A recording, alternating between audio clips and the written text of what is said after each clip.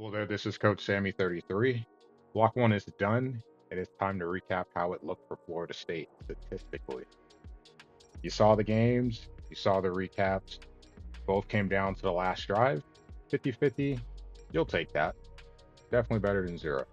Didn't go as well in Boise. We are unable to tie the game to force overtime or take the lead. We blow a 21-3 lead. Against Georgia, we try to hang around. It comes down to the last 2 minutes as well. This time we're able to score a touchdown and hold on to win 21-17. With that said, you see on the schedule, not going to touch on it too much. Block two, we have a bye and we have a home game against Iowa State, ranked number 18 FSU Penguin. Me and him, I believe, are 6-5 in our head-to-head, and he is an FSU fan, so I'm sure he knows this team well. We'll have our hands full, along with the fact that he has found a nice home in Iowa State. Things clicked for him at the end of last year's game cycle with them, and he's looking to keep that success going into the season. That said, we're talking about FSU, so let's look at some stats. I'm not going to focus so much on where we rank because it's just 2 games into the season. Some teams haven't played a game yet. Some teams have only played one. So statistically, ranking doesn't matter as much because things will kind of figure that out in the middle of the season. It's going to look at the raw numbers. So total points, 49 in 2 games. Given that one of them was Georgia, that's going to be helpful. We need that. First downs, 37. So about 18 and a half. Well, it is 18 and a half per game. Offense, 744 yards. So we're putting up offense over 300 yards through 50 easy per game. Rushing, 175. Didn't look as good against Boise. And even with the sacks against Georgia, we were able to find some success running the ball. Hopefully that's something that will carry over into conference play once we get there. Passing wise, 569. Not really surprised because I get the feeling on Heisman we're going to see a lot of passing yards. Key thing will be turnovers. We'll get there when we get there. Third downs, 50%, 7-14. Fourth downs, 1 for 3. Now I can remember the 2 that we did not get. They were impactful. 1, Boise at the end of the game. 4th and 13, and we come away with 11 and a half. Game over. And then the first drive against Georgia ate up a ton of clock, moving the ball, only to come away with no points scoring for it on 4th and 2, and coming up short. The blitz forcing the hit and the ball to be well short of the intended target. I don't think he was open anyway. In the red zone, 4 touchdowns, no field goals. That's a ratio that you like. If you're going to get inside the 20, you're going to want to get touchdowns. So yeah, we didn't get in the end zone in one instance down there when we had went for 4th down, but no turnovers in the red zone and 4 touchdowns. If that touchdown percentage is going to be high, we're going to be in store for hopefully a good season. Doesn't necessarily mean we will, because clearly, we're able to score. Pittman had a touchdown. Deuce had a touchdown. We had multiple touchdowns from outside the 20. Just when you get in there, it's really difficult because you run out of space. Everything is kind of tightened up and you have to be able to dig out yards. So 4 touchdowns to 0 field goals, I'll take that. And just 1 turnover. Now, we did dodge one against Boise, threw one right to Coach Irock. He wasn't able to catch it. It looked like in the replay it went right in between his hands, just didn't, close it down. But just 1 turnover in 2 games. So gladly we'll take that. The lower that number is, the better our odds of being able to be in game. Not necessarily win again, but as long as you're not turning the ball over, the odds of you being able to hang around definitely increases. Kick return yards, we'll see how that goes. I don't like this. We'll have to get that closer to 55-45. Part of it is, of course, Georgia, playing from behind. And then the second half against Boise playing from behind. So we like to get that number closer to 55-45, that ratio. We'll work on that. But if we're going to pass at this high rate, has to be successful. Same with the run. If we're running, around 40% of the time, that means hopefully teams are spreading out the lanes are a little bit easier to find to hold. So we'll see, but I would like to get more rush attempts going forward. It looked better against Georgia in comparison to the Boise game. See how it is going forward. Defensively, we give up 48 points, so a difference of 1 point. Won't complain about that. Lose by 3, win by 4. First downs, we allow 38, so one more first down than we gain. But offensively, or I guess defensively, we've given up more yards, 807 yards for our opponents. Boise and Georgia basically going for over 400 yards. That's the problem. We're going to have to fix that. The ground game. This was an interesting stat. We give up 223. Question is why? Boise, they're committed to the run game. It paid off in the second half. Georgia, we tried to go 3-3-5 to take away the middle of the field, and they went right into spread and run and picked us apart. So we had to come out of that fast too. 584 through the air. So we've been out rushed, out passed. Third downs, that's way too high a percentage to allow. Definitely was killing us in the Georgia game, both for that matter. But completing 2/3, and this pretty much both teams doing that. That's a problem. We have to find ways to get off the field on third down. 1 fourth down stop that was against Boise in the red zone. I gave us an opportunity to try to, put up a last stand to try to get the dub. This a little bit better. 4 touchdowns to 2 field goals. And also remember, I just mentioned the fourth down, 4th and goal. We stopped Boise, pulled them off the board, and then it's not a 4th down, but the drive at the end of the first half against Georgia, had the ball got thrown away by Gunner, they're able to have enough time second to kick a field goal. They don't. So they come away with nothing. So that's 2 extra drives where no points were allowed in the red zone. You'll take that. And we forced 2 turnovers. Kirkland struggled against Boise, stone hands, much better in the second outing, and 10 tackles. So I'll take that. He wasn't tackling well against Boise either. So just a bad game all around for him. Definitely improved in the second game. And then return yardage, not really killing us. The pass run rate, 56 pass, 43 run. Boise, a little more balanced than we're used to them being in the past. And then Georgia really able to pick us apart in the pass game. So some things that we'll have to work on. Again, it's just 2 games into the season. We'll see how things go once we get into conference play. Player stats. This is usually one of my favorite ones to look at because if I mess something up, I'm able to see it here pretty quickly. So with that said, Tommy, 42 of 56, completion percentage is 75. I will gladly take that. 3 TDs to 1 interception. I will be very happy with that. Oh, some chunk plays there, some broken tackles. More importantly, a lot of the big plays came from just finding space, whether it be a man blitz or a zone blitz, being able to identify where the rush is coming from. What didn't work all the time because we were sacked and hit a bit against Georgia and sometimes against Boise too. But the key thing is if you're going to blitz, you got to make you pay for it. That forces teams to have to sit back or ideally sit in man and just put trust in your guys to find ways to get open.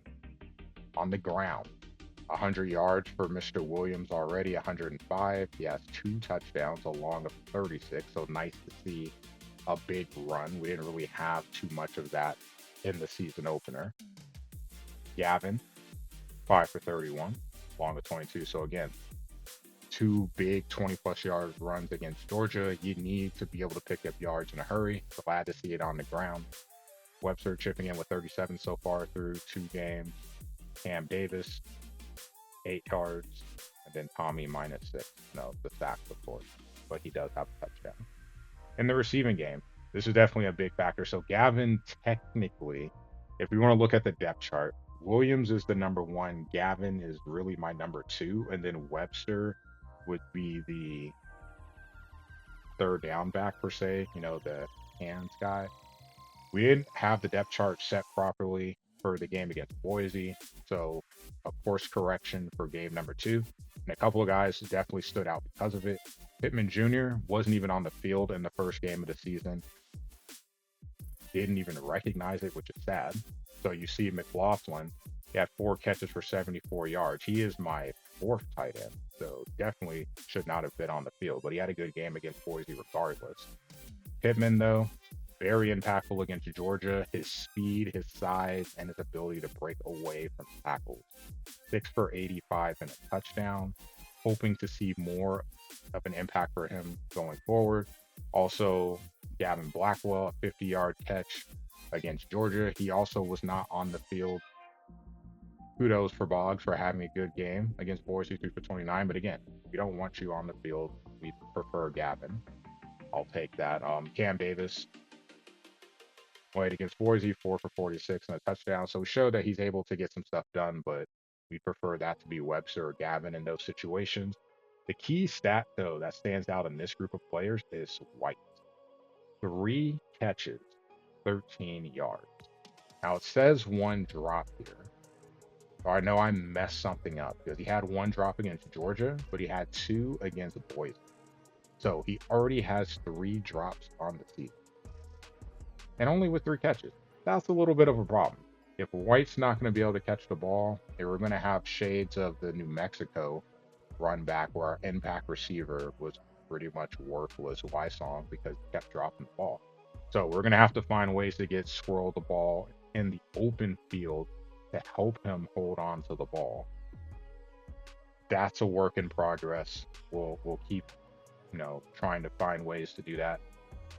That said, McCoy as the slot guy and Deuce Robinson impactful, both over 60 yards, and Deuce with a big touchdown, a jet touch pass against Boise. Offensive line, Pettis, 6 pancakes. I'll take that. Definitely had a big pancake block against Georgia to lead for a touchdown as well. Defensively, Kirkland, 16 tackles through 2 games, 2 interceptions, both big, 1 off a rebound, and key 1 on a post route, both against Georgia. We needed those turnovers just to try to keep points off the board. But as you can see, a key problem already. Who are our 2 leading tacklers? DBs. Our number 1 corner and our free safety. That means that the ball is being either passed well, or as we saw against Boise in the second half, getting to the second level and having to come up and help on tackle. So the front 7 has to be better. And this was a concern last season with Florida State. You had Patrick Payton, and he was very impactful getting to the quarterback on pass rush. But as a whole, the defensive line got 8 apart, whether a 3-man front or a 4-man front. That can't be the case this season. Got to get a little more impact from the defensive line. Work in progress. We'll see how things go. Thompson and Nicholson, 13 and 11 in terms of tackles, so that's not too bad. Obviously, a lot of stuff in the middle of the field helping in the run game. In terms of tackles for losses, Jackson, bring him up. 3 of them, all of them against Boise, I believe. So far in 2 games, 6 tackles for losses, and then 1 sack. Not listed here, but that should be Amari Jackson. Not listed here, but not Amari Jackson. Amari Williams. He has our lone sack on the season. And then in terms of deflection, you don't like this ratio. Passes defended, and it's weird because passes defended don't necessarily mean that it's an opportunity for an interception. It could be a batted down ball, like here with James Williams. That's clearly not an opportunity for an interception. Or it could be a ball that got knocked out. But still, passes defended versus interceptions, you like to see it closer to 50-50. That's got to improve. Then kicking, we haven't had any kicks yet, so I haven't had a chance to mess those up. Special teams, just not really impactful yet. And then lastly, the team sheet. So we're 1-1, of course, and you can see Boise sits at 16 in the Massey. Georgia sits at 62. And then we have a big game here. That's 89. Or sorry, 8. I don't know why I said 9. But you can see defensively, offensively, schedule-wise, where guys sit. Wake Forest, you put up 70 points. That definitely is going to put you high up there on offense. Big Mike, great defensively. Miami, their speed as well. Clemson, he'll get things right, even though he lost to Jiggy by a lot. He still put up a lot of points and did against Tulane too. So on our end, our strength of schedule so far is 34. Our offense sits at 41, defense sits at 20. If you've watched the Georgia game, it did feel like that, but that's where we sit. So far, in terms of opponents, record 14-6. We'll have to see how that goes. Quad 1, we're 0-1. Quad 2, 2-0. A lot of games still to go. In terms of top 25, 0-1, and then ranked 1-0, unranked 0-1. We know that we'll have another ranked matchup against Iowa State, and as it sits right now, that'll be a quad 1 game. Home field advantage, pretty much like it was last season, negligent. 70 on the road, 1-0. No, that's whatever. And then one more point than our opponent. So that's kind of where we sit right now. Again, it's very early in the season, so things will change. Opponent win percentage, you can see Stanford hasn't played a game yet because he had a double bye in block 1. Boise, not sure why it says that, because they clearly beat me, so it shouldn't be at 0%. I don't know what's going on with that, but Boise has multiple wins in block 1.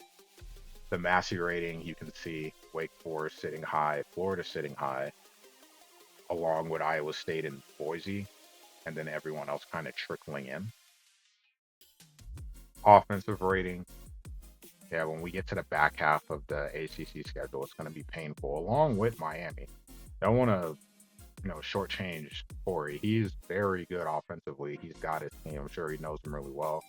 Pitt, I don't know why they sit at 130. Well, I could probably understand why, but he has put up points in his first game. So, and as I'm talking about this, he's in the middle of another game where he's putting up points too. A little bit of a problem offensively in the ACC. You got Pitt, you got Wake. Clemson's run game, Miami's passing attack will be tough. Never played Virginia Tech or NC State.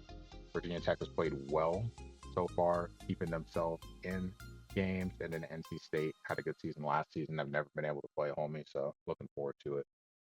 And you see the offense and defensive rating. So that's kind of how things sit right now. All together, looking at it, do I take anything from this right now? No. But this is just how the team sheet looks right now. This will be continuously updated as games get played. Obviously, as we play games too. Some of this will change, the quad games, the top 50. But even with all that said, it's cool to take a look at and see how things evolve. Only got one game this block, so we'll have to do our best to see if we can come out of it with a win. If we do, we have 2 ranked wins against top 20 opponents to start the season. If we lose, we're going into conference play and going in 1-2, and that's probably not the best. So let's see if we can get some momentum before we head into block.